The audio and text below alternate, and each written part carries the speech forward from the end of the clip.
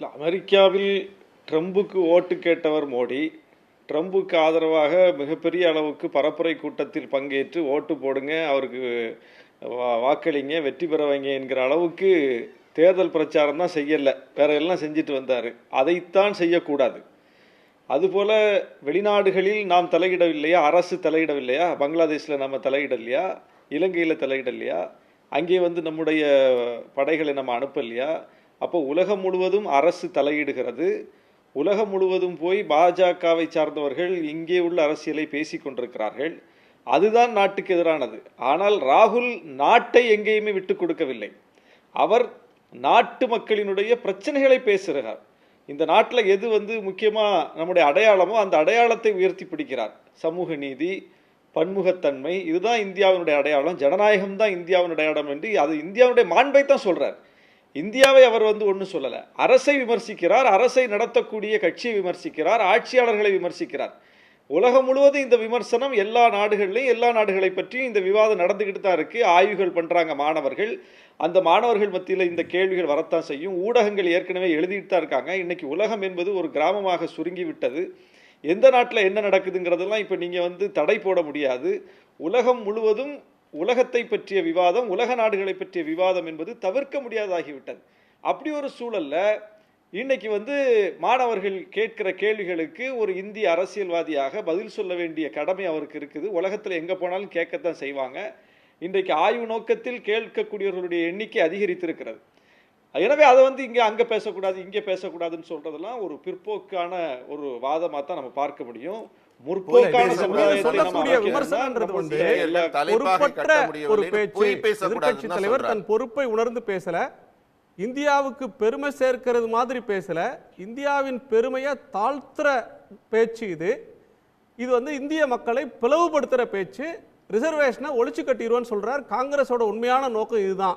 இதுதான் BJP முன்வைக்கிற 5 point. இது ஒரே ஒரு கருத்தை நான் கூடுதலாக சொல்ல விரும்புகிறேன். சூப்பர் பவர் ஆகக்கூடிய ஒரு நாடு வெளியில் போய் தன்னுடைய பிரச்சனைகளை பற்றி பேசக்கூடாது. அமெரிக்கா வந்து இந்தியாவில் வந்து பேசுறது கிடையாது. பங்களாதேஷ் பேசுகிறாங்க, பர்மா பேசுகிறாங்கன்னா அவங்கெல்லாம் சிறிய நாடுகள்.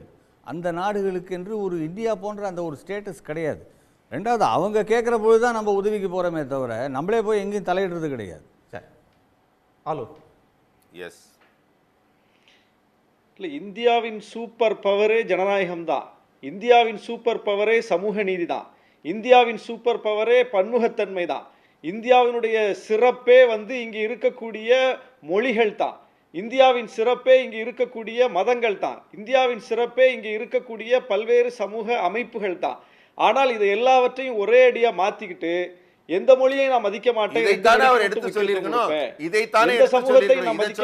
சீக்கியர்கள் தலைப்பாய் கட்ட முடியவில்லை, சிறுபான்மையினர்கள் அச்சுறுத்தல். நீங்க நெறியாளரா, குணசேகர நெறியாளரா? யார் நெறியாளர்? நான் இப்பதான் முதல் சுற்று பேசுறேன். சரி, இதை அவர் சொல்லியிருக்க வேண்டும் அல்லவா? அதுதாங்க, நீங்க உங்க கருத்தை சொல்லிட்டீங்க. நான் என் கருத்தை சொல்ல விடுங்க. பேச முடியலன்னா எல்லாரையும் பாசிஸ்ட்ங்கிறீங்க, பேச முடியலன்னா பாசிஸ்ட்ங்கிறீங்க. நீங்க சொன்னது நல்ல கருத்து. இதை அவர் பேசியிருந்தால் நாங்களும் கைத்தட்டி இருப்போம். நீங்க சொன்ன கருத்தை அவர் பேசியிருந்தா, நாங்களும் கைத்தட்டி இருப்போம். அது சரி. நீங்க பேசுற வரைக்கும் நீங்க அபாண்ட புழுகு அண்ட புழுகு புழுகுறீங்க. ராகுல் பேசுறதெல்லாம் பேசுறதா சொல்லும் போதே நான் அமைதியா தானே கேட்டுட்டு தானே இருக்கோம். எங்க சுற்று வரும்போது பேசுறாங்க, தலைப்பாக கட்ட முடியாமல் இருக்கிறார்களா? எனக்கு ஒரே கேள்விக்கு பதில் சொல்லுங்க, நான் அமைதி ஆயிடுறேன். நான் மேற்கொண்டு டிபேட்டே பேசல. சீக்கியர்களுக்கு பத்தி அவர் பேசுறதை இன்னைக்கு டெல்லியில இருக்கேன் நான். இந்த கண்கூடா பார்த்தேன் எத்தனை சீக்கியர்கள் ராகுல் காந்தி வீட்டு முன்னாடி ஆர்ப்பாட்டம் பண்ணாங்கன்னு. எவ்வளவு சீக்கியர்கள் திரண்டு அவருக்கு எதிராக கோஷம் போட்டார்கள்னு பார்த்தோம். அவர்களை ஏன் தூண்டி விடுகிற காலிஸ்தான் ஆதரவு நிலையை ஏன் எடுக்கிறார்? இதுக்கு பதில் சொல்லுங்க, நான் அமைதி ஆயிடுறேன். வேற எதுவுமே பேசல.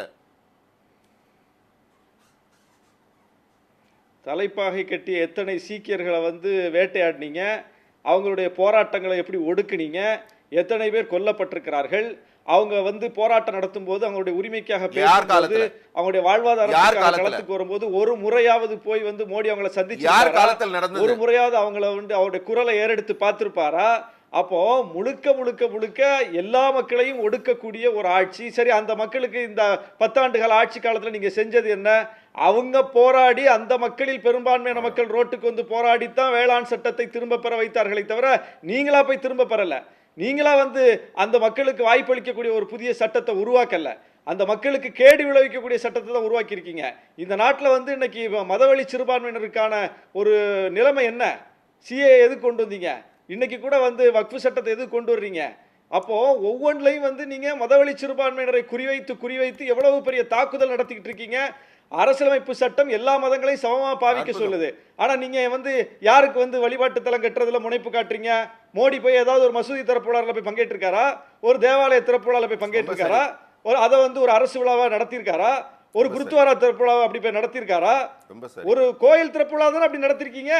அதுல உங்களுக்கு இன்னைக்கு ஒட்டுமொத்த மக்களும் உங்களுக்கு இதை பேச வேண்டிய இடம் இந்திய பாராளுமன்றம் என்பது இதை பேச வேண்டிய இடம் இந்திய பாராளுமன்றம். ரொம்ப சரி. இத்தனை கேள்வியையும் பாராளுமன்றத்தில் கேளுங்க. எதிர்க்கட்சி தலைவர் நாட்டுல வந்து பாராளுமன்றத்தில் கேட்காம ஏன் நீங்க போய் பரதேசத்துல போய் ஏன் கேக்குறீங்க? இன்றைக்கு அயோத்தியிலேயே உங்களுக்கு மக்கள் பாடம் புகட்டி இருக்கிறார்கள். படுதோல்வி அடைஞ்சிருக்கீங்க. அயோத்தியில இருந்து ஜெயிச்சிட்டு போன எம்பி அங்க நாடாளுமன்றத்தில் முதல் வரிசையில உட்கார்ந்து இருக்காரு. ஆனாலும் எதிர்க்கட்சி தலைவர் பாராளுமன்றத்தில் பேச வேண்டியதை ஏன் பரதேசத்தில் பேசுகிறார்? பாராளுமன்றத்தில் பேச வேண்டியதை பரதேசம் போய் பேசுறாரு. அவர் எதிர்க்கட்சி தலைவராக தான் இருக்கிறார்.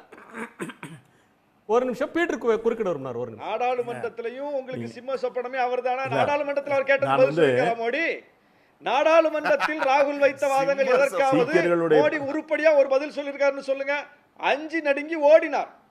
உடனுக்குடன் செய்திகளை தெரிந்து கொள்ள சன் நியூஸ் பெல் ஐகானை கிளிக் பண்ணுங்க.